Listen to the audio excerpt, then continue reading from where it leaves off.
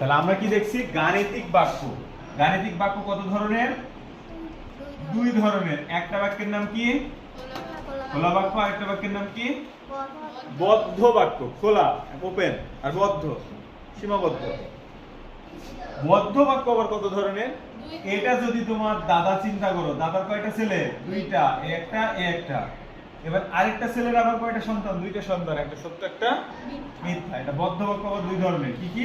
সত্য বাক্য আর মিথ্যা বাক্য। এখন আমাকে যদি বলা হয় যে সত্য বাক্যের একটা উদাহরণ দেন, তাহলে আমি বলে দিলাম যে 4 গুণ 10 সমান হচ্ছে কি 40। সত্যি না মিথ্যা? সত্যি। এবার মিথ্যাতে আসো, আমাকে বললো যে 4 দিয়ে 10 গুণ করলে কত হয়? 51। সত্য না মিথ্যা?